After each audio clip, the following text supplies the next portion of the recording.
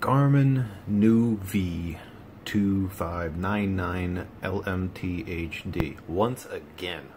Why again? I bought another one. I had to. Yes, I'm using my DriveSmart 66 regularly. But this thing, yeah, this is the best backup GPS to have. That's why I got another one. I already own one, so now I own another, and I absolutely love this thing. I really do. Yeah, you can see my reflection. Hey, how you doing? Oh, there's my light. All that.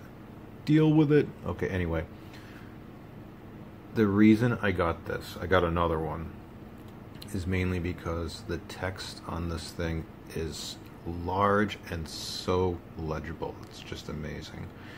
And like the nuvi 56, 57, excuse me, 55, 56, 57, and 58, and the nuvi 2597 LMT, you've got these, except in a capacitive screen version, you've got giant exit numbers, which is in fact more easy to read compared to the DriveSmart 66.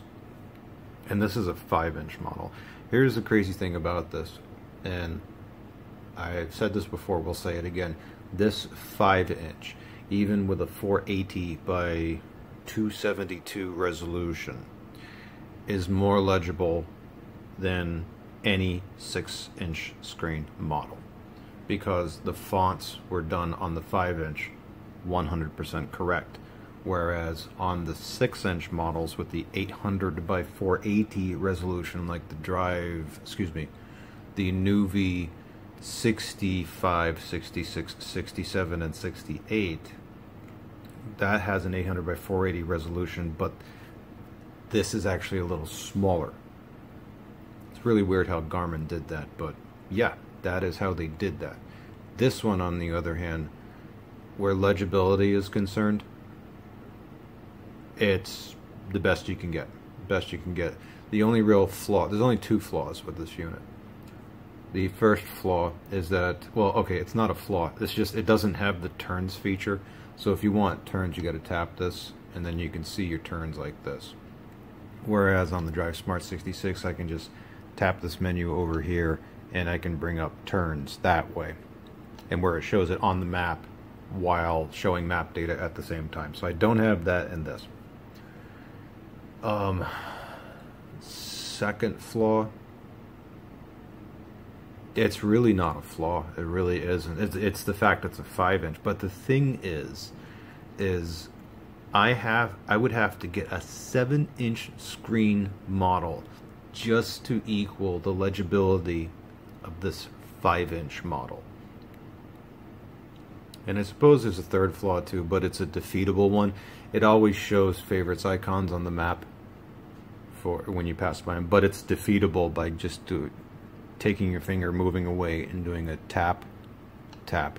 So again, just to show that, tap the map, hit the back button, and those favorites icons go away. And that's it. This thing has amazing ability to calculate and recalculate routes quick. It does it quick, and the traffic works great. Also, on top of that, as I found out with this unit and all the 2599s, you've got a built-in traffic receiver. And what that means is, if you saw my previous video on how to power one of these with USB alone using a very specific USB cable, you get the traffic without the need for a GTM 20, without the need for a GTM 36, without the need for a GTM 60. You don't need it. If you are in an area with traffic coverage, you can use that USB cable. It will work, which means you can take one of these stupid little things. It's one of these cheap USB things for the car, or if you already have USB in your car, and you can just plug it right in. You don't even need USB-C, and you don't need the blue connector. If the color is white, you're good. You're fine.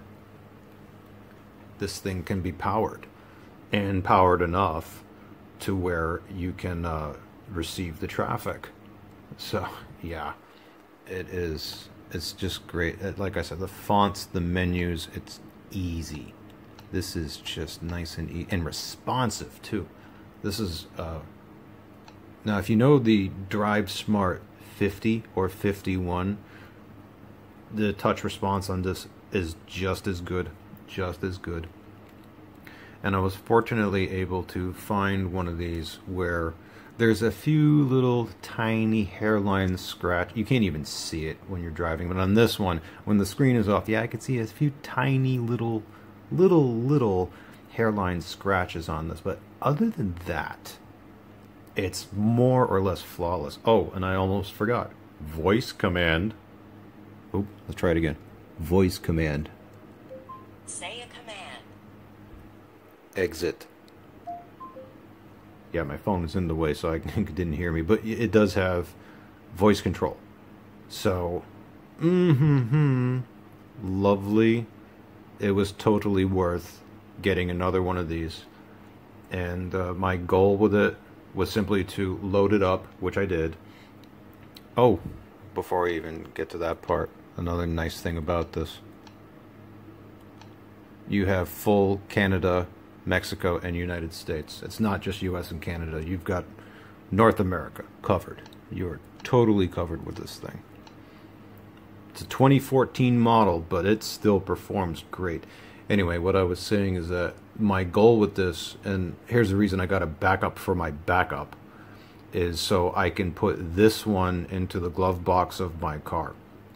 So that if in the event my Drive Smart 66 fails, I don't expect it to, but if it does, I can just grab this out of the glove box, put it on the mount, grab the USB cable, plug in, and I am back in business with something, excuse me, that is as legible as the Drive Smart 66, and in fact a little more legible because of this stuff up here. Let's see how large that font is.